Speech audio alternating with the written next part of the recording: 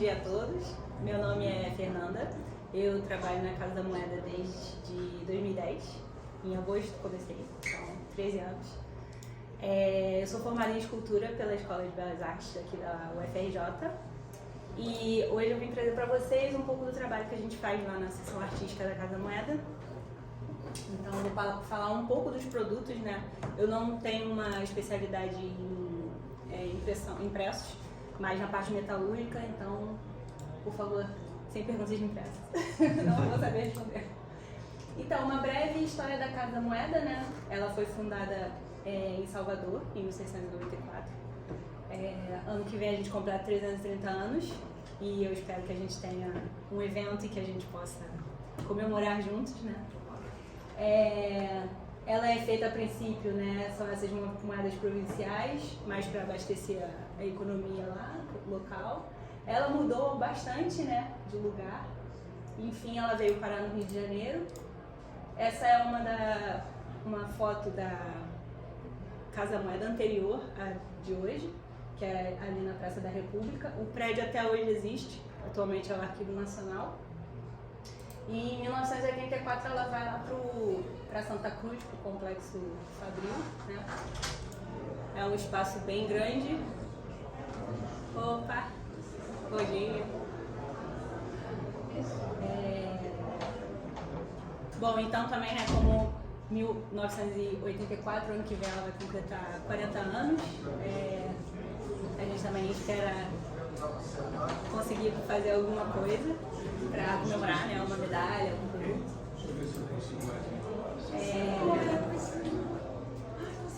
Tem uma cadeira aqui também, Kátia. Por favor. Bom dia. Sentar ali do lado. Pegar essa energia boa.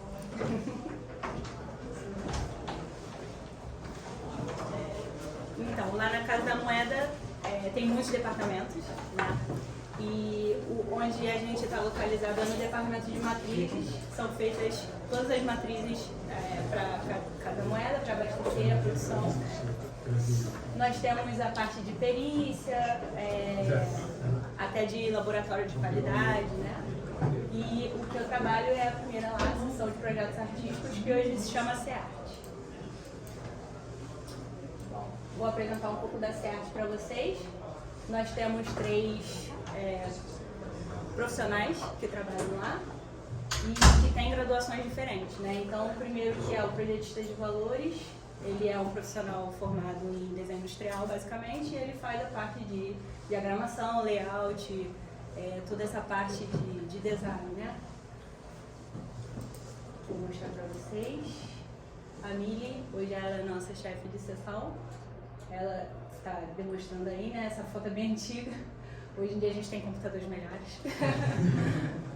Então é isso que eu falei, né? A parte de diagramação, originação, faz toda a parte de anatomia dos produtos impressos, essa parte de selos, né? Nós também temos os profissionais que são os gravadores de talho doce, que inclusive vai abrir, né, o concurso para ano que vem, eu acho, para gravador de talho doce, que é quem são os profissionais formados em gravura, também na Escola de Belas Artes, e eles fazem toda a parte de calcografia. Então essa parte dos impressos, né, que tem um relevo, são eles que fazem. Então antigamente era feito assim, né, a gravação manual, no tamanho real, né, então tinha que trabalhar com lente e tudo, gravando diretamente no metal, né, no buril. Aí essa aí é um teste de impressão dessa peça que ele gravou. Mas hoje em dia a gente tem o processo digital, né? Que a gente consegue dar o zoom, então assim, ajuda bastante, facilita bastante o trabalho, né?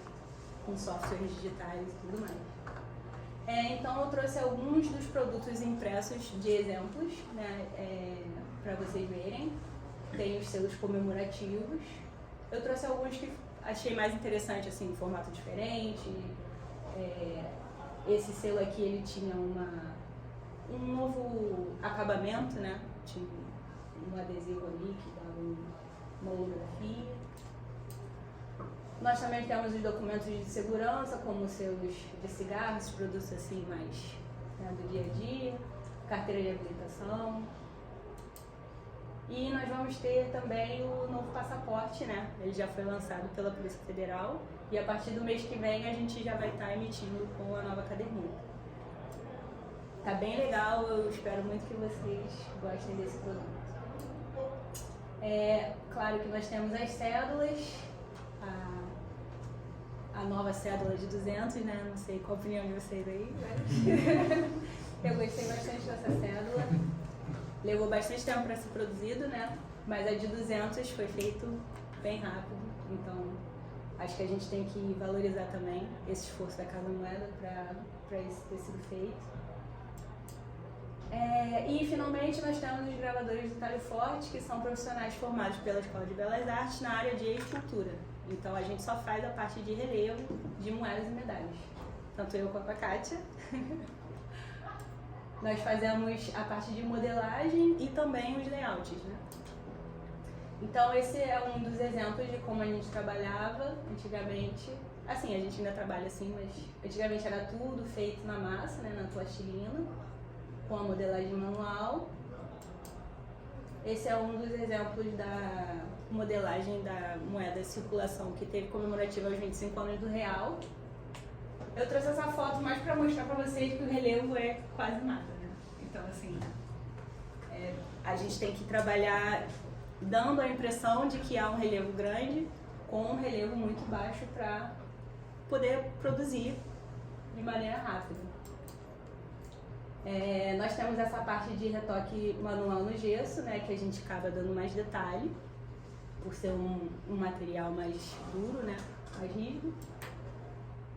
Depois, essa peça do gesso, ela vai ser escaneada nesse scanner 3D, que vai levar todas essas informações de relevo para o computador.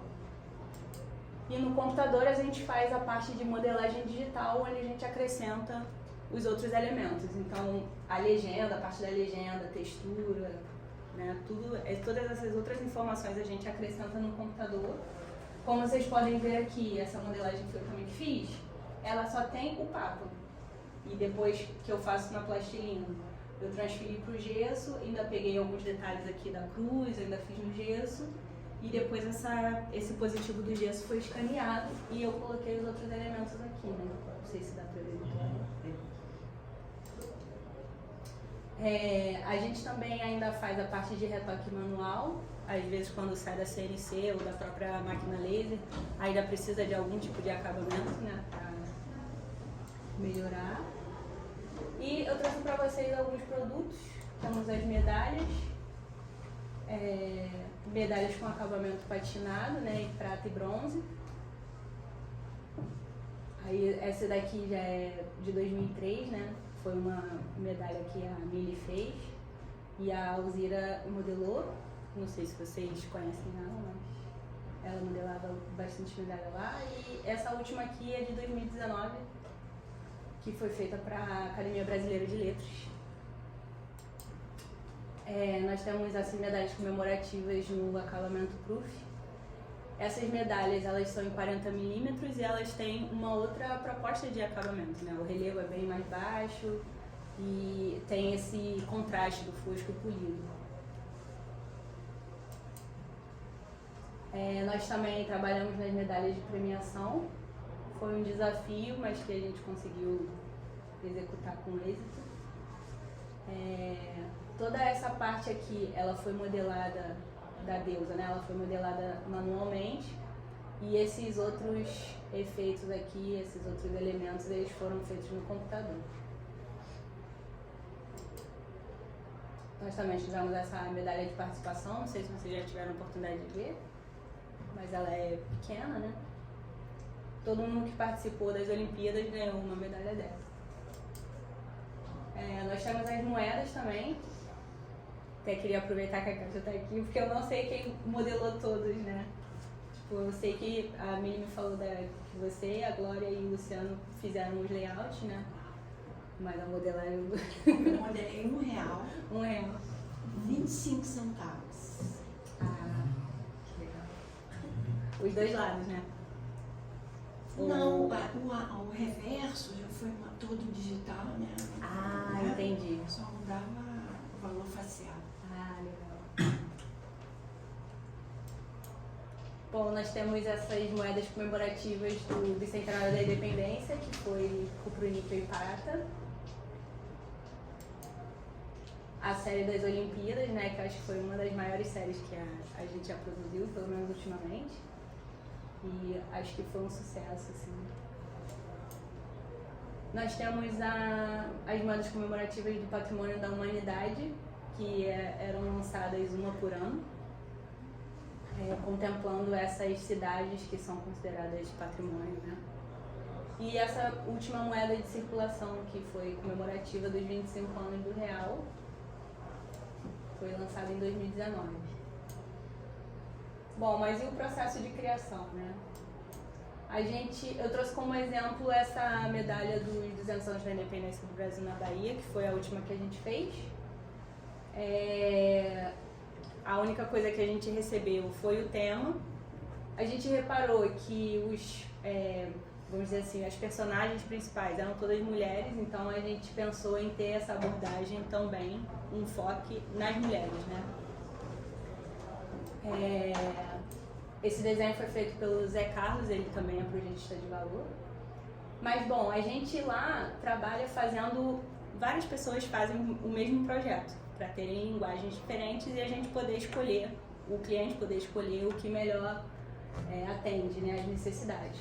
Então, eu trouxe aqui alguns dos exemplos que a gente fez para vocês verem que tem várias linguagens do mesmo tema, né? Então, cada um vai ter uma abordagem. Por exemplo, aqui a gente tem um enfoque nas mulheres, né? Aqui é mais na parte histórica, sem focar nas personagens. E as outras duas ali também fazendo alusão, né? A planta que a Maria Filipa usou, né? Teoricamente, para espantar os portugueses e tal. Então, assim, a gente faz uma certa pesquisa histórica para poder saber quais elementos a gente vai colocar na medalha.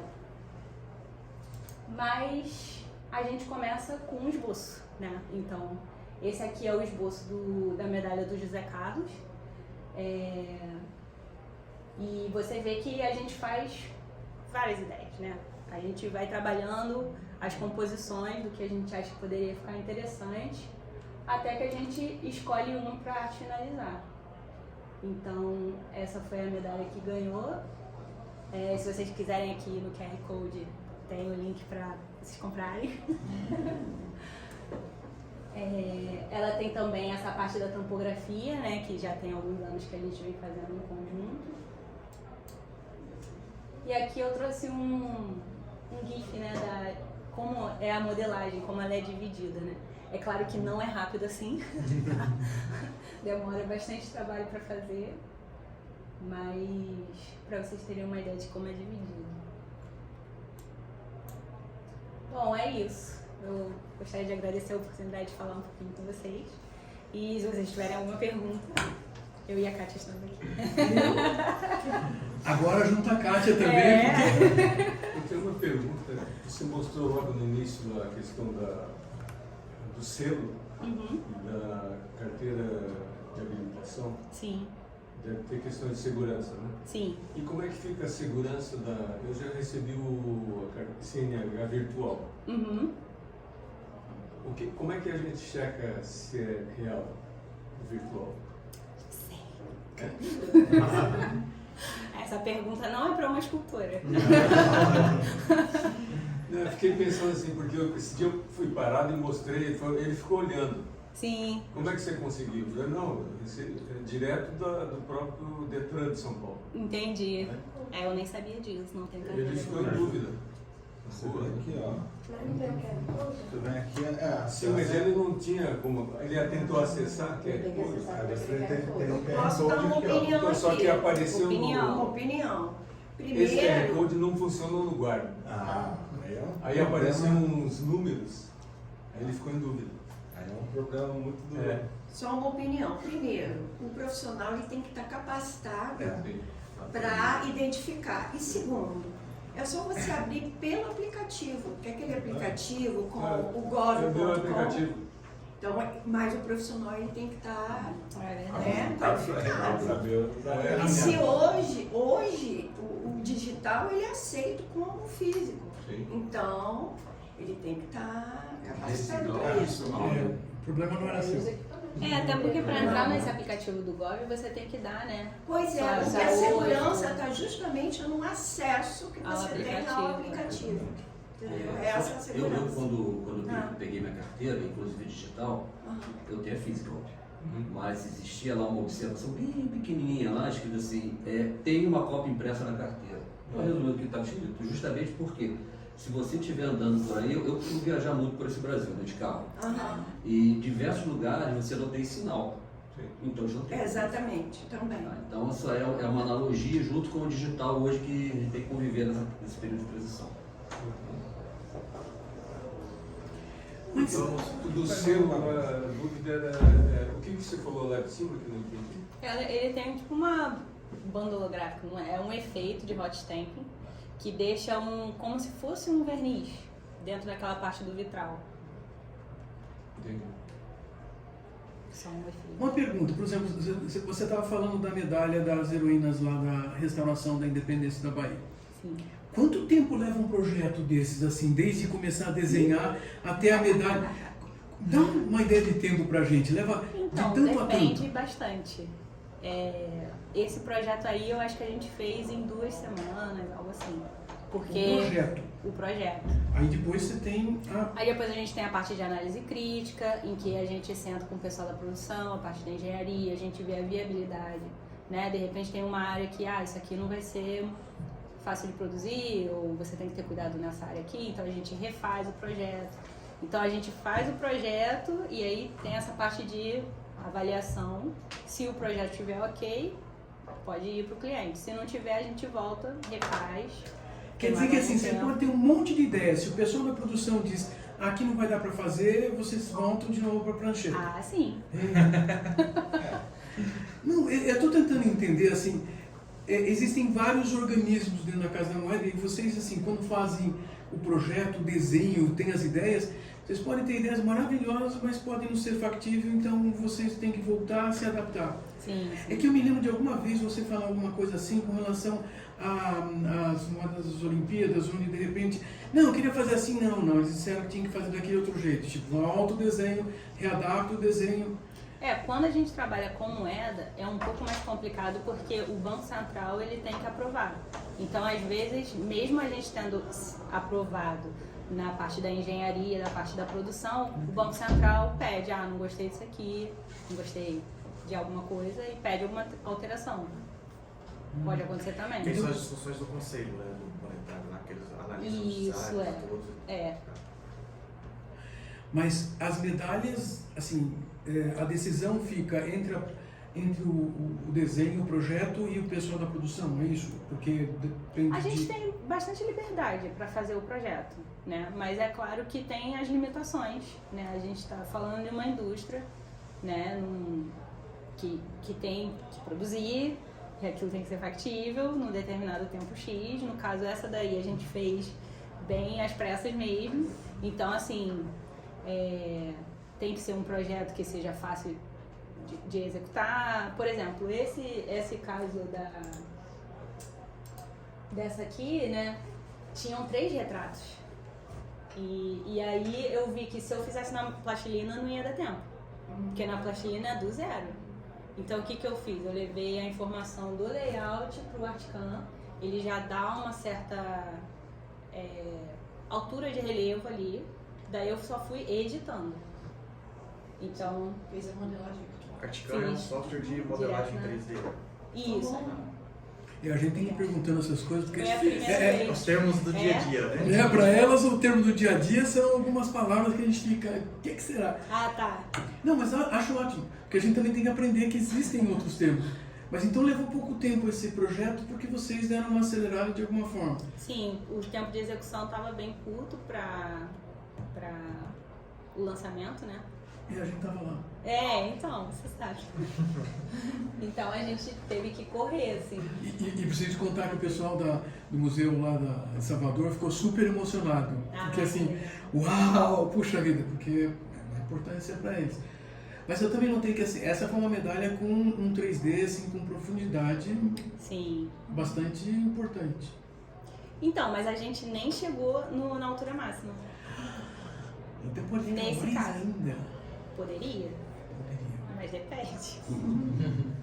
E isso influencia na quantidade de batidas? Menos é mais, no Sim. caso Na de- quantidade de batidas. É. Por exemplo, uma medalha dessa foram, em média, quantas batidas para chegar nesse relevo? E aí eu não sei. De repente, você vai estar aqui amanhã? Você pode Sim. perguntar ao Vitor Bebe, a gente vai dar uma Posso usar uma ele ajuda da só, parte Fernandinho? de- Claro. Quando o projeto inicia, que os artistas desenvolvem o projeto, às vezes acontece, né? Uhum. De fazer um lado, de fazer o outro. Pode haver uma coincidência, a gente chama de coincidência de relevo. Uma medalha, essa é 50, não lembro? 40? Essa é 50. 50. Quando você tem um relevo muito alto, como você comentou, você tem várias batidas. Só que nos intervalos de cada batida, você tem que fazer um tratamento térmico, porque ela encrua quando você dá a primeira batida. A gente chama de encruamento, um endurecimento. Então a gente faz a gente chama um processo de recozimento, que é um amolecimento do material. Cada etapa dessa, cada batida é um recozimento. Esse recozimento ele acontece No na forno. mesa Dentro de do- batida ou Não, dentro separado? do forno. É como a Fernanda está falando. É porque as pessoas, vocês estão mais familiarizados, mas é um processo muito complexo e demanda muito tempo. Então, por exemplo, você chega, uma medalha dessa, você não pode comer, por exemplo, com virola. É uma retenção. Sim, sim. Você tem que chamar a cunhagem livre, porque você tem que expandir a expansão de material. É uma massinha e você tá. É só que dura, né?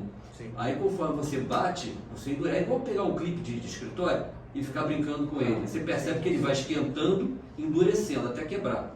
Acontece a mesma coisa com esse material. Então cada etapa é uma batida, é tempo, são dias e dias que você leva nisso. É forno a 400 graus, 500 graus. Demanda dos operadores de levarem bandejas, é pesado. Limpeza, é complicado. Por isso que provavelmente o tempo não deu e não deu para chegar na altura que eles queriam. Não, é porque não teve necessidade mesmo. Mas É você porque- vê a medalha olímpica, por exemplo, aquilo É. foi, né? Foi, pelo amor de Deus. Um dos melhores projetos da minha vida que eu participei e o mais estressante que eu nunca mais eu quero participar. Foi terrível. Mas agora que a gente já passou. Não, depois que passa tudo é divertido, mas você aprende muito, mas o desgaste é muito grande. E para você pegar aqueles relevos, tipo a Fernanda falou, de 2 milímetros até 1,5 milímetro, 3, você tem que, são diversas etapas. Por exemplo, se vocês forem ver aqui, ó, esse espaçozinho aqui, se for muito profundo, não vai ganhar lá até o final. Sim. Então, o que eu fiz? Eu criei uma mesa aqui para subir e essa partezinha aqui não ficar tão profunda. Por isso que a gente não precisou chegar até a altura máxima. Tem que ter material para ele poder fluir dentro do molde, né? Sim. Tem que entrar, tem que preencher os espaços. E para isso você tem que Olha essa parte aqui esforço. do Jota. Eu sei que é um detalhe mais técnico assim, do processo de cunhagem, mas o que garante um alinhamento entre uma batida e outra? Porque você está tirando a peça para recozer Então, e trazendo mas ela aí- novamente para a mesa de cunhagem. Você tem o próprio molde da moeda, às vezes a gente chama tem um termo lá que a gente chama de remorder. Né? Quando ele foge um pouquinho do alinhamento, ele dá uma batida em cima do próprio espaço, aí ele dá uma imagem dupla, né? Aquela imagem fantástica. A gente chama de batida dupla aqui no nosso meio. Só que isso aí a gente tem um controle. Até O perfeito. operador, quando ele, principalmente na medalha dessa de alto relevo, já aconteceu que tem que fazer já tem tempo, mas dois moldes para poder justamente compensar isso. Mas normalmente ele encaixa direitinho ali, né? Bota bonitinho, é uma coisa muito artesanal. Né? A pessoa que está fazendo ali são pessoas treinadas e eles têm muito cuidado para colocar, botar.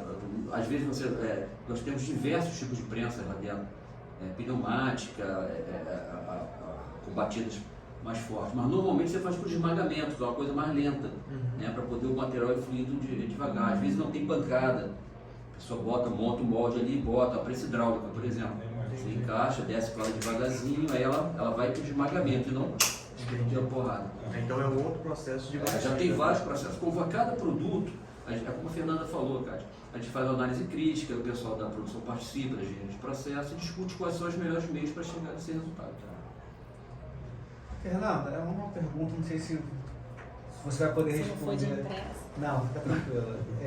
No Conhecedores de Movimento do ano passado, da Mega L, a gente teve a oportunidade de ver alguns projetos que não foram aprovados para as moedas do centenário. E eu acho que a grande maioria das pessoas que estavam com a gente na palestra, pelo menos, gostou mais do projeto do que da moeda que saiu. A gente sabe que a autorização, a liberdade que vocês têm entre medalha e moeda é totalmente diferente. Mas não existe nenhum projeto na Casa da Moeda, nenhuma conversa para externalizar essas informações sobre o processo de cunhagem, mesmo que seja somente da medalha, com a divulgação das artes, o processo que não foi aprovado, esses layouts que não chegaram a ser cunhados, porque para a gente que coleciona, para a gente que estuda isso, tudo é muito bonito. A gente está acostumado a ver só o produto final, aquilo na mão, mas desde o disco liso para a gente já é matéria, já é importante. Então, como a gente sabe que a medalha e moeda são tratamentos diferentes, que precisa ser respeitado a questão de ser um assunto de segurança nacional, e a medalha não é, acho que seria até uma sugestão tentar, na Casa da Moeda, mostrar um pouquinho desse projeto, porque pra gente é importante. Você diz do bicentenário da... Não, eu digo todas as medalhas. Quais são os rascunhos Não que fizeram, projeto? porque a gente sabe que por mais que isso seja criação de vocês, é propriedade da Casa da Moeda. Sim. Mas não tem nenhuma conversa, nenhum movimento sobre externalizar isso. Porque isso validaria todos esses projetos de trabalho, né? E fazer entender que assim, nossa, não é uma coisinha que assim, alguém apertou o botãozinho e já está fazendo. Você tem um monte de coisas para fazer, tem que decidir essas análises críticas. Quando você falou análise crítica, para mim assim, puxa, ainda bem que ele explicou na sequência, porque afinal de contas, assim, análise crítica parece alguma coisa que está dentro de um segredo, assim, tipo, alguém faz alguma coisa lá para isso acontecer. Não, tem que analisar os vários grupos que estão envolvidos na produção. Antecipar problemas, né? E assim, encontrar a solução. mas a gente de fora, se a gente não sabe que tem tantas coisas envolvidas, a gente pensa assim, aperta o botãozinho, sai a moeda lá e eles estão reclamando. Isso é um movimento até de valorização. É de valorização, porque assim... Ver o produto na mão é muito simples. A gente pegou, comprou, colocou lá na prateleira, na estante, ficou bonitinho, a gente não sabe o trabalho, a gente não sabe o tempo que aquilo foi cunhado. E a gente tem muita visão, principalmente da moeda, que a gente sabe que é cunhada centenas de moedas por minuto. O que a gente aprende é que aquilo é rápido, né? Você faz o modelo uma vez e aquilo vai embora. Mas na medalha não é assim. A moeda de circulação comum sim, mas na medalha não é assim. Isso pra gente é muito bonito e a gente não tem acesso de nenhuma forma. Talvez se tivesse um projeto interno na Casa da Moeda de memórias da Casa da Moeda e começar a publicar isso, o projeto tal, tá aqui todos os rascunhos e tudo. Isso seria um proporcionador de valor inestimado. A Casa da Moeda por seus moedeiros, né, que é um livro que foi editado uns anos atrás, poderia ter continuidade com esses projetos, que seja um por ano, um a cada 2 anos, alguma coisa do tipo, porque é valorização do profissional da Casa da Moeda. E pra gente é um material muito rico de estudo. E valorização da medalhista. Da medalha todo, né? Porque da medalhista, porque isso agrega valor à coleção. Então o cara vai falar assim, pô, tô comprando essa medalha, mas não foi só essa medalha, olha o tanto de trabalho que foi feito para chegar nisso aqui. Entendeu? Isso agrega valor e o colecionador vai comprar mais medalhas. Né? Bom, vou levar pra minha chefia. Quer ver um exemplo, assim, coisas que eu ouvi? Quando saiu essa medalha aí, nossa, bonita, né? Inclusive vem colorida, etc. Quanto custa? Uau! Por que é mais caro? Bom, você começou a nos contar uma série de coisas do porquê mais caro do que outra que seja mais rasa, que não tenha que pressionar, não sei das coisas. Se essas informações não aparecem, não tem a valorização do porquê que essa é mais cara. Não, mas essa é de 50 milímetros, a outra é de... Então, não é só quantidade de metal, porque muita gente parece que trabalha só como se fosse quantidade de metal. Commodity, né? Commodity. E não é, vocês estão contando o processo de trabalho, de investidura de trabalho, de tempo de ação. Por isso que eu comecei a perguntar, quanto tempo? Falou 2 semanas para preparar um projeto. Ok, são pessoas especializadas que sabem o que podem compor, o que podem desenhar, e depois ainda tem um monte de tempo para poder desenvolver, para tornar possível isso. E estou entendendo que vocês continuam no processo para dizer assim, não, mas isso não vai, peraí, tem que mudar o desenho aqui, tem... Sim. Quer dizer, a gente ainda tem toda a parte de pesquisa, né? Porque assim, o que a gente vai colocar na medalha? Não é só escrever lá 220, 200... Mas de onde vocês tiram uma pesquisa? Ah, entra na internet, no Google e pronto. Então, depende muito, varia muito. Por exemplo, o do banco já vem bem direitinho o que eles querem. Às vezes eles falam até assim, a gente quer esse elemento, esse, né? No do Clube da Medalha, ele é mais livre, né? ultimamente, até nesse caso aí, a gente fez a pesquisa. Eu fui lá na Biblioteca Nacional, tentei procurar alguns livros que falassem sobre as personagens, porque eu gostaria de ter mais informações do que colocar, né? Então, por exemplo, a Maria Filipa não tem nenhuma ilustração, não tem nenhuma, né? Não tinha foto, então não tem nenhuma pintura porque ela era uma mulher do povo. Então, assim, a gente meio que idealiza uma Maria Filipa, entendeu? A Maria Quitéria acho que é a única que tem mesmo, assim, uma gravura, né? Até a da Joana Angélica é uma pintura, mas assim, a gente não sabe se foi feita enquanto ela estava viva ou depois que ela já faleceu. A da Maria Quitéria, vocês se basearam naquela pintura que está no Museu Paulista? Tem uma gravura, né? E aí eu acho que fez uma pintura baseada na gravura, tem essas coisas. E me conta uma coisa, se vocês tiverem que fazer a medalha do centenário da Sociedade Numismática Brasileira, aonde vocês vão arranjar material? Onde vocês vão pesquisar? Onde será? Vamos lançar um livro agora com algumas informações, né? Não, já vamos começar a preparar, porque assim, vai que vocês podem fazer uma medalha assim, né? Quem sabe? Quem sabe não, vocês vão Gente, fazer. só que uma atualização. Na verdade, eu estou aposentada. Já tenho 8 anos. Curtindo. Trabalhei 32 anos na Casa da Mulher. Caramba, cara. Mas assim, existe uma ligação assim, muito grande, né? Verdade. É uma paixão que a gente leva para a vida, né? Por isso que eu estou aqui. Você está falando de uma dedicação que assim, tá, vocês têm um trabalho, todo mundo tem um trabalho, todo mundo se dedica, mas vocês têm uma dedicação bastante assim restrita do ponto de vista social, ou seja, vocês não têm um monte de gente fazendo a mesma coisa ao mesmo tempo. É um grupinho seleto, 5 pessoas. Passar a década Aí trabalhando. sai um, aí entra outro, aí vai se adaptando. Sai. Que interessante. Mas voltando Você, assim... você falou no meio da apresentação que você participou do projeto do Anverso de quais moedas do real? Modelagem. Modelagem. Eu participei junto com o Luciano Dias e a Glória Dias de todo o projeto. Certo. Nosso projeto foi o projeto vencedor na época, que teve um concurso nacional, não sei se vocês se lembram. E quando chegou na parte de modelagem, cada um fez uma determinada modelagem. Eu fiz de R$1, do Tiradentes, ali de 10 centavos, a Alzira fez. Luciano fez o do Cabral. Legal. E a Glória fez 25, se eu não me engano. Gente, mas eu acho que eu trabalhei também nesse de 50 centavos, não, porque 50 centavos teve uma remodelagem. É. É verdade. Sim, porque quando foi lançado a família de moedas, ela é de um outro material. E aí a gente teve que mudar para o inox. Então, a modelagem ela teve que ser reduzida. Adequada para o material. Adequada. Porque ele tem maior ductilidade. Então, quando mudou o material, aí eu tive que trabalhar nessa Rio Branco. Uma dúvida que eu já vi um jornal de época quando lançou, vai lançar a segunda família do real. E aí saiu o esboço dessa moeda de 10 centavos. E nesse esboço lá do jornal de época, o braço que estava levantado era o outro, do Dom Pedro. E na moeda de R$1 tinha um mapa do Brasil. E tinha um mapa do Brasil na moeda do real. Houve essa modelagem artística do braço levantado ao contrário, e depois teve que mudar o braço dele? Ou isso foi algum engano? Durante o processo, olha, realmente já tem, né? A partir do momento que foi até chegar a definição do banco, quando ele falou, é isso que a gente vai modelar, quando chega na modelagem não há mudança não. Certo. Se chegou assim é porque foi decidido, eu não me lembro se o bar, mas pode ter acontecido, mas durante o processo. No caso aqui do mapa do Brasil de R$1,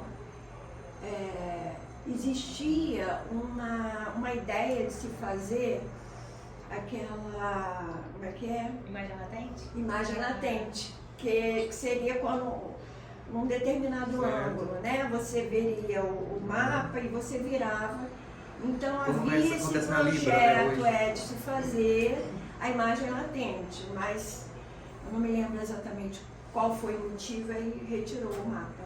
Olha, de novo a gente está ouvindo coisas que assim, são coisas importantes para a gente, para entender não só o processo. Até chegar, como que aconteceu até chegar ali? Você está falando isso que São o detalhes, governo sugeriu. Olha, tinha que ter alguma. Né? Isso mostra assim, um valor no processo de produção diferente de ter a moedinha ali. Você lembrou assim, bom, mas a Libra está fazendo. Pois é, vocês estavam tentando fazer isso há 20 Há anos. muitos anos atrás. A Libra lançou como uma novidade de característica de segurança, né? E eu acho que o Rublo também lançou isso também. E aí vocês já estavam trabalhando isso lá em 98. Então, O Oswaldo, acho que já teve a oportunidade de ver, eu tenho um livro escrito sobre a história do Plano Real, ainda não foi publicado, mas postei impresso no Cícero. E eu conversei muito com a Glória Dias e com a Milian sobre esse processo, muitas conversas sobre esse processo, sobre levantar jornais e tal. E a segunda família do Real, na verdade, é a terceira família do Real. Existiu uma segunda não aprovada, porque a primeira foi feita às pressas e ela não havia nenhum elemento de segurança. Então já foi pensado... Foi feito acho que em 2 meses. Foi Luciano. E detalhe que foi... Olha aqui. isso da primeira. Foi no mês de janeiro e as férias, não que a gente dê férias coletivas, mas em janeiro a maioria das pessoas, principalmente que tem filhos, é época que a gente tira férias. Então, se eu não me engano, foi assim entre dezembro e janeiro, todo mundo de férias. E na verdade quem ficou na linha de frente foi o Luciano, né? Que foi um gravador que infelizmente não está mais aqui com a gente. E o Luciano é que ficou de frente com tudo para fazer. E foi assim, recorde, e a coisa assim meio insana e ninguém podia saber, e foi aquela coisa, né? Tem que sair, tem que... Era uma decisão política que a gente tinha que atender, então não tinha tempo de pesquisar, não tinha tempo de fazer nada. Tinha que sair. Pouco a gente lembra que a de 25 centavos ela foi lançada depois, ela não veio na inauguração do Plano Real e aquele design diferente já é pensado para ser elemento de segurança. Né? Por isso que a de 25 centavos ela é totalmente diferente das outras Desculpa, né? Nem me lembro direito, é que tem um... já diferenciado, as listas, as da República. Se não me engano, eu participei disso. Tudo eu acho, eu falei... Porque a gente tem que registrar, gente. Porque a gente... A história do Plano Real ela é muito rica. A história do concurso, como isso foi divulgado, os projetos que não foram aprovados, o que chegou a ser publicado, o que chegou a ser público, o que veio no jornal, as coisas que eram diferentes do que realmente aconteceu no papel.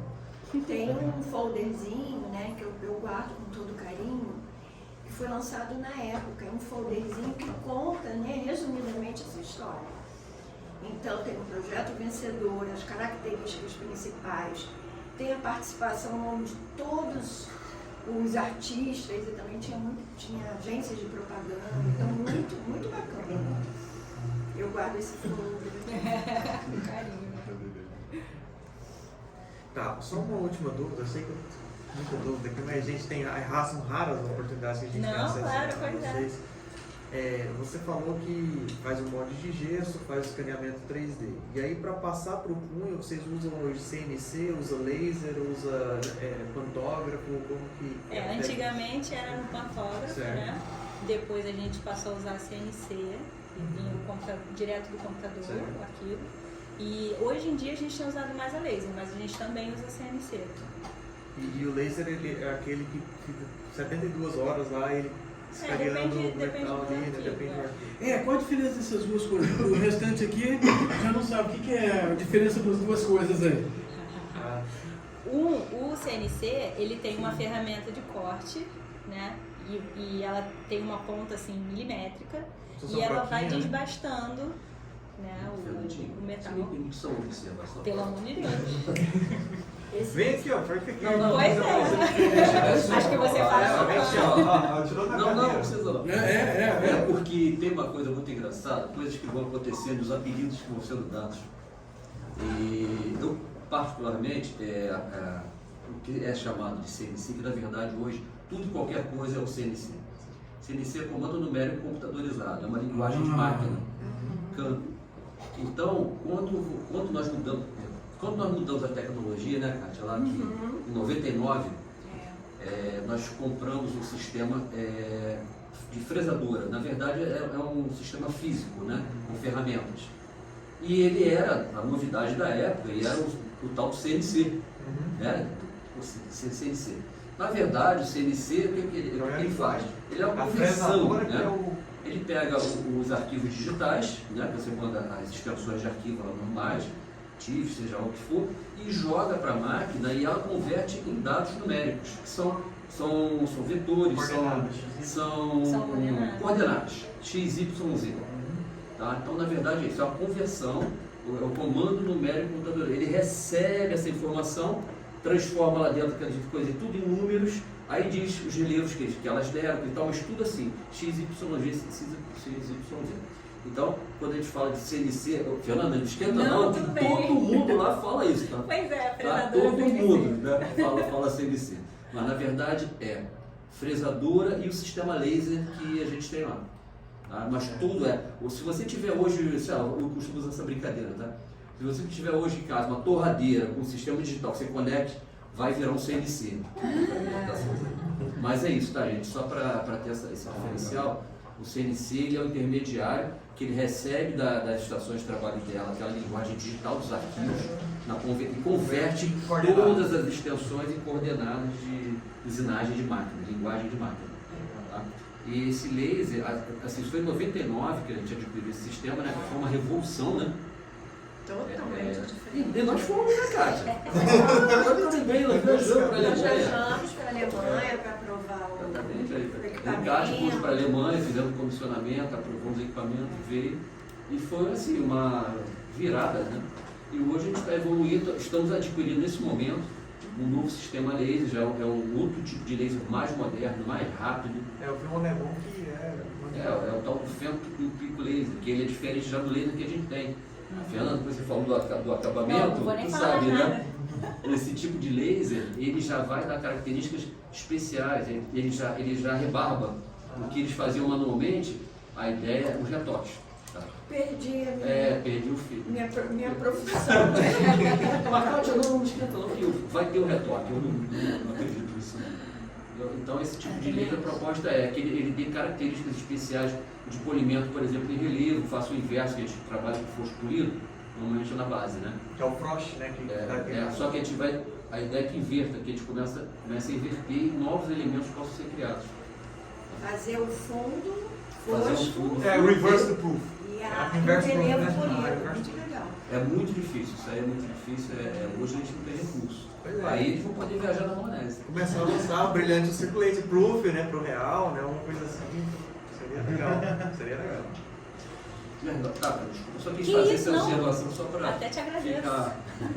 Pra não falar besteira. Não, é tudo isso normal. O pessoal deu o pedido na coisa e fica lá. E quando fala, chega a bacia lá dentro. Então hoje saiu da fresadora. Fresadora. Saiu da fresadora.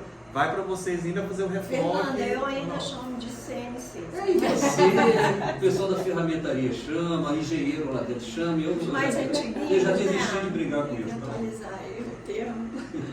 Sim, mas mesmo quando sai da laser, né? Às vezes dá uma textura, alguma coisa, a gente precisa passar uma lixa, tirar uma rebarbinha ali, com uma ferramenta especial, ou até com buril, né? Quer dizer, vocês ainda do desenho ainda pegam nas ferramentas. Sim, sim. É por isso que fica interessante, vocês continuam sendo abridores de cunho. Acabamento de Não cunho. é? Quer dizer, assim, gente... Então, olha, Fernanda, porque quando você trabalha com laser, você já trabalha com a matriz endurecida, né? Tratada. Aí é muito pior o trabalho deles. Porque você, para processar na fresadora, você trabalha sem tratamento térmico, sem endurecimento do metal. Fazer o cunho mestre para depois ir fazer o cunho mesmo. No laser, você tem que já estar com a matriz tratada, endurecida. 55 rápido seco, isso é um negócio assim absurdo. Então criação de cunho mestre já não existe hoje. Não, a Eles gente fazem faz duas mais. etapas. A gente tem matriz cunho, né, Fernanda? Que já faz toda a tiragem, Já faz a matriz, já faz direto para cá. Legal. Mas aí Tem que atualizar no artigo. Aí que arrebenta com eles, porque eles têm que essa mãozinha delicada aí tem que começar a cortar. Então, é isso que chama a nossa atenção, porque assim, vocês estavam contando, desenho, projetar não sei o que, o computador. A gente fica imaginando, você está na frente do computador, botando o dedo nas teclas. Vocês continuam com o artesanato. Lente no olho e... Sim. Exato. Na verdade, o eu acho gravador bárbaro. numismata, ele participa de todo o processo, de pesquisa até o finalzinho, todo o processo. E aprovação. O gravador tem que estar lá, ele participa até no final. Eu acho que no caso da parte gráfica, você divide funções, numa célula. Você tem o artista gráfico e vai ter o gravador, né, do talho doce, né? Então envolve outros profissionais. Agora, o artista que faz a moeda ou medalha, ele vai e acompanha tudo até o final. É um abridor de cunho moderno. Exato. Continua com uma importância, eu acho que é isso que está chamando a atenção. Continua com uma importância porque ainda continua sendo o artesão que vai moldar o final do desenho. Não é só o desenhista. Eu assisti um vídeo da Casa da Moeda da Royal Mint, que eles mostrando o trabalho, né, de abertura de punho e tudo e tal, e acabamento. E eu vi que eles usam vários tipos de faz jateamento, né, às vezes ali para tirar uma rebarba e tudo. Depois vem com lixas e eles usam até madeira às vezes, né? Usam até uma madeira para fazer um acabamento mais fino ali em algumas rebarbas. Vocês usam hoje só a lixa ou chega a ter esses outros tipos de materiais como madeira, vários tipos de Ele usa madeira para isso, ele usa madeira para, às vezes, Mas aí já é fazer algum acabamento ali. no cunho, né? Isso, no cunho. Aí já é na Final. parte da medalharia, de produção. Certo. Tá? Aí a gente pode acompanhar esse trabalho, dar uma sugestão, ver se está bom, o lixamento. Essa parte já parte de produção. Pegar a produção. O lance assim, é que o artista, na verdade, ele acompanha todo o processo. Ele até na produção, na preparação de cunho, principalmente de moeda trufe, né? A gente vai lá e às vezes quando eles têm alguma dificuldade no lixamento, eu não sei se é assim, pode ser que em 8 anos muita coisa muda, né? Então às vezes eles vão fazer o lixamento do fundo e aí pode estar com alguma barriguinha, então a gente tem que acompanhar, tem que corrigir, que às vezes chegam nessa parte de preparação de cunho e às vezes tem que voltar lá atrás, tem que dar um passo para trás. Tá? A gente faz tudo para que isso não aconteça. Porque aí a parte de cronograma de produção ele é alterado, né? Maravilha. Acho que para mim já esgotou, pessoal. Como você disse, é uma oportunidade de conversar coisas que vão dando uma compreensão. O produto que a gente põe no bolso, quer dizer, punha, né? Que a gente carregava bastante, assim, vocês estão mostrando que é um processo muito mais complicado, muito mais complexo, muito mais bonito. Gente, alguém tem mais perguntas aí, contribuições, conversas, porque vocês todos estão aqui contribuindo assim para a gente compreender essas coisas que de uma maneira única. O primo falou assim, a gente não tem essas oportunidades de ficar perguntando essas coisas que tão importantes. Por favor.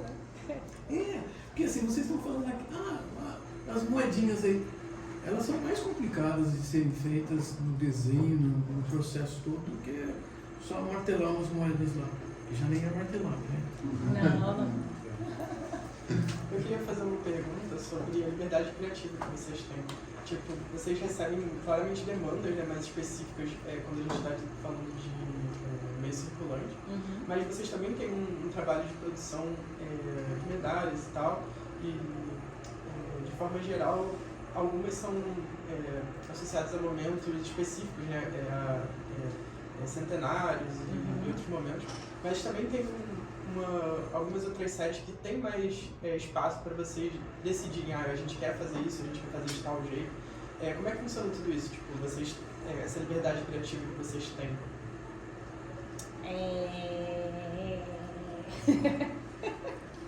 Então, depende muito do tema.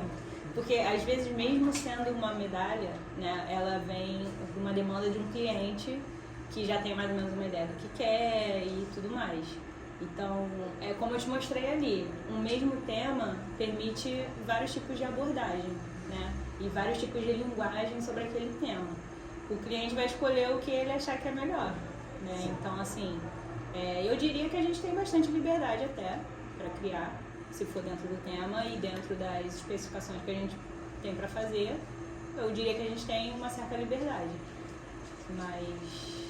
Você está me dizendo que, então, dentro do fazer, vocês têm essa liberdade. Mas acho que a minha pergunta maior é, vocês têm liberdade de escolher se vão fazer algo? Vamos propor isso, né, e levar isso à frente? Tema, sugestão, tema. Isso. Então, estou tentando propor alguns temas, assim, e vamos ver se vai sair, né? Mas geralmente tinha, né, aquele calendário medalhístico, né? Que as instituições se reuniam, escolhiam os temas relevantes para a medalha durante aquele ano. Daí a gente fazia o que o clube selecionava. Isso aqui é interessante pra gente fazer e tudo mais. Hoje em dia não tá tendo mais essa reunião, né? Não. Sugestão, vamos ter novamente um membro da Sociedade Numismática Brasileira. Seria ótimo. Nossa! Você falou dos 40 anos da casa. Do Parque Fabril, sim. Do Parque Fabril. Será que, sendo já, tipo, vocês mesmos, de repente, vocês consigam... Sim, já tem uma conversa sobre uma medalha comemorando, né? Tanto os 330 anos da casa quanto os 40 anos do Parque Santa Cruz. Sim, mas eu tô falando assim, vocês artistas darem o pontapé do projeto, não tipo alguém lá em cima da casa nova. Quero isso. Então, nesse caso específico, como é um tema relevante para casa, veio de cima, meio que foi ao mesmo tempo, né? A gente falou, poxa, né, vamos fazer, eles falaram, a gente já está pensando em fazer. Exatamente. Né? Então, assim, mas de tema que proposto por nós, assim, eu estou tentando movimentar isso, para ver se a gente faz coisas mais legais. Até porque, se vocês forem ver, né, a produção desse ano foi não tão quanto alguns anos atrás, né? Acho que é por conta da pandemia, eu não sei se essa reunião, né, com as instituições meio que acabou se perdendo aí. Ver se a gente consegue retomar isso, né? Mas se vocês tiverem sugestões, por favor, vocês podem escrever no Casa Mais. Agora... Não, é que assim, eu não sei se tem muito a ver com o tema, mas eu sou colecionador de moedas de 2 euros. E as moedas de euros, a maioria tem lá a gravação das iniciais do artista, daquela moeda, entendeu? Então é como se fosse uma valorização do artista. E eu não vejo isso nem na medalhística aqui, entendeu? Isso foi banido em 46. Pois é. Assim, antigamente, eu sei que na série Vicentina tem. Mas foi banido, pois é. Eu não coloco. Eu acho que não, porque porque eu tenho vergonha. Eu também vi ali que realmente, assim, não sei se eu entendi errado, mas as medalhas têm a participação de várias pessoas. Então, o que acontece? O pessoal do desenho industrial, eles podem fazer layouts de medalha e moeda, mas eles não têm o conhecimento para fazer a modelagem. Então, geralmente entra um escultor que vai fazer essa parte da modelagem. Como o Fernando falou, às vezes acontece de escolherem o layout de uma pessoa, do anverso de uma pessoa e o reverso de outra pessoa. E aí isso vai com outro artista que é escultor que vai fazer uma outra linguagem. Isso também acontece na moeda de 2 euros. Sim, acredito que sim. Até porque o rumo muda, né? E o reverso é de um artista, né? Que ele, mais, assim, eu queria, assim, porque temos pessoas maravilhosas. É justo, e na verdade também... Mas, assim, não tem muito reconhecimento. Assim. E para o colecionador a gente já tem uma referência, tipo, opa, essa... Exatamente. Com sigla sem sigla, meu Deus. É assinar uma obra de arte. Não uma obra de arte. E assim, são oportunidades, por exemplo, como essa que você trouxe aqui, da informação interna, né, de quem são a criação de quem que é. Eu saio tirando foto, eu tenho um catálogo e eu, já vou pegar, vou atualizar, vou revisar o meu catálogo, se tem isso lá. E a gente não tinha, entendeu? Então, poxa, pra gente assim, é uma honra estar junto com vocês, porque vocês participam da nossa coleção, entendeu? Então, é bom se tivesse isso. É, Na nas verdade, moedas. eu saí da Casa da Moeda, então eu sou livre. Não posso não. Não esconda nada. Eu fiz algumas moedas, então a gente nunca pôde botar inicial, né? Mas na divulgação e no catálogo, o Banco Central sempre identificava a criação, tá? Quando eu saí lá, por exemplo, as moedas das Olimpíadas, eu participei. Ali já aboliram o artista, nem na divulgação. Se você vai no site do banco, ele é como se eles, né, tirassem a participação do artista, é como se não existisse. No Banco Central fica assim, criação no caso da moeda, barra Banco Exatamente. Central. Então, até um período era identificado o artista, né? E depois tirou, ele foi... Porque, na verdade, a escolha a definição do layout final, tá, tem uma parceria, né? Eu quero assim, modifica isso. Então, eu não acredito que eles imaginam que eles também são autores do projeto, que não é verdade, porque eles não desenham. Isso eu posso... Exato. Mas é disso que nós estamos falando. Então, eles tiraram outra coisa. Quando no lançamento da moeda, sempre tem a pezinha, que é o desejo aí de todo mundo, né? A gente faz com texto. A gente sempre recebeu. Todas as que eu fiz, eu sempre recebi. Agora a gente não recebe mais. Eu já mudou isso, não recebe. Das Olimpíadas a gente não recebeu. Eu não tenho a do samba. Não Porque eu não recebeu, consegui mas comprar, é tipo a assim, última tiragem foi meio... eu fiz do Portinari. Eu recebi várias. E você fez a opção, você fez a... Eu fiz a série da E música. aí nem isso a gente recebe bem. Então é realmente uma desvalorização do artista. E nós entendemos isso. Eu não quero Eu mais amigas, realmente não. eu Eu não quero mais gosto. estrelas. Até porque geralmente em medalhas, não só o tema, mas nós colecionamos o artista. O artista. Nós colecionamos o artista. Nós colecionamos o artista. Foi medalha, que a gente coleciona Girardet só. Eu tenho uma coleção de Girardet. Então, olha só, eu tenho várias medalhas. Eu tenho várias medalhas, fiz várias para a Casa da Moeda. Eu tenho lá. O clube, ao contrário, todo lançamento eles dão uma medalha para o artista. Tanto para quem fez o layout e para quem fez a modelagem, tá?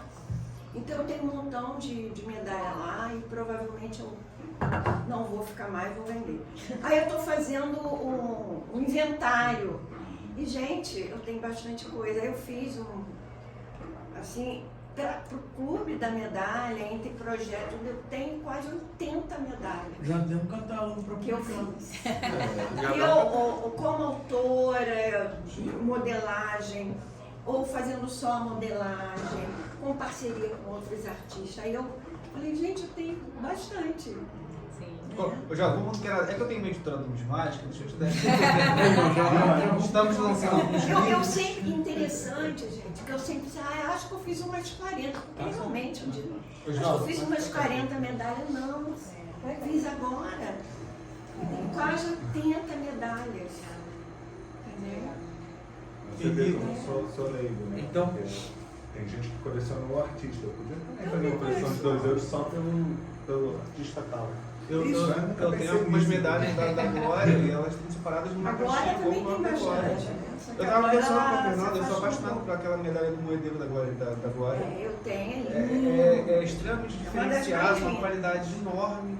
Aquela dele, eu tenho uma guardada na caixa fechadinha e uma exposição no meu escritório. Eu adoro a qualidade. Gente, vocês estão notando que assim, o colecionador procura entender algumas coisas. Colecionar um artista tem uma importância, porque você tem uma progressão de conhecimento, de evolução. Técnica, né? Evolução de Técnica, até sim, a gente vai, variação. quanto mais se faz, mais você vai evoluindo.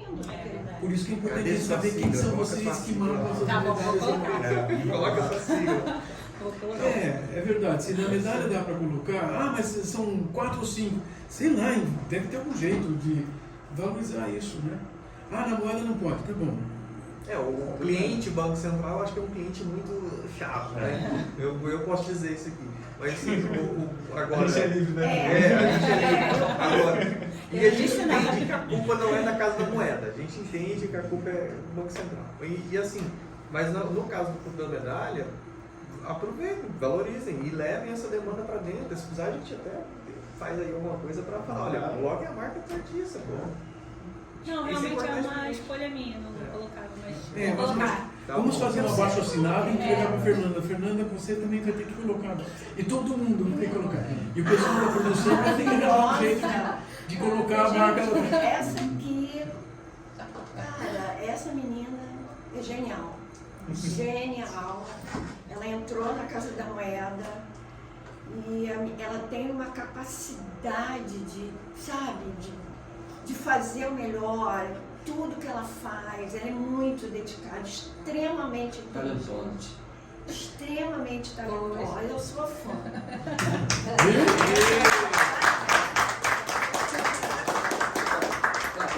Observação. Nos momentos das análises críticas, a gente da parte técnica, a gente já, quando recebia, como é que funciona? Tem um tema, né? Aí nós recebíamos as anatomias, que são os desenhos, as propostas que a gente montava, e chegava para a gente dar uma olhada antes de coisa. Então a gente já sabia mais ou menos quem fazia o quê. Né? Já conhecíamos a Glória, já conhecíamos a Alzira, infelizmente. Vamos conhecer o traço, né? A gente conhecia as técnicas, né? E a Alzira, infelizmente, mas é uma amiga também que nos deixou cedo, né? A Fernanda, quando ela entrou, novinha, garotinha, Maria, ela era talento puro. E com pouco tempo, quando chegava pra gente, ela conseguia já confundir a cabeça da gente. Porque a técnica dela, o talento dela e o traço dela, né, já era confundido com a Glória e com a Cátia da Glória, que eram as nossas referências. Né? Aí, nessa aqui é da Cátia, aí nada Fernanda. Então, desde cedo, eu não estou enxergando não, tá, Fernanda? Eu estou falando a verdade. Eu gosto de arte, eu sou um cara que eu desenho também. E por circunstâncias da vida, eu tive que seguir pela área técnica, né? Mas eu recebi um prêmio na minha vida que foi trabalhar no departamento artístico. Então eu consegui associar, eu sou colecionador também, eu consegui associar a arte, a técnica e eu sou uma pessoa feliz no meu trabalho. Então quando eu vejo uma pessoa como a Fernanda, talentosa, eu fiquei com medo quando ela foi para o Japão, recentemente. Ela ficou 4 anos, bastante tempo lá. 3 anos e meio, voltou agora, né? Esse ano. Aí eu falei, meu Deus, nós vamos perder a Fernanda, né? Porque normalmente o mercado é forte, né? Em cima de talento. A né? Fernanda é o traço da pessoa muito inteligente.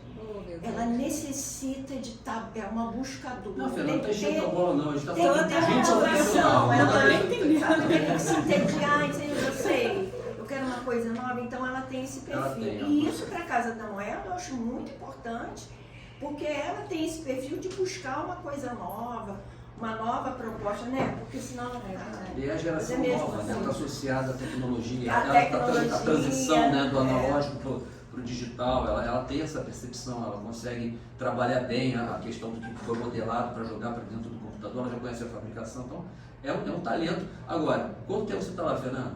13 anos. 13 anos. Aí, bom, e ela, sim, eu diria que ela vai amadurecer muito mais.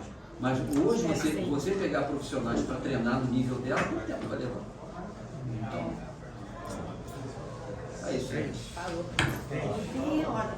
Maravilha, obrigado, Fernanda.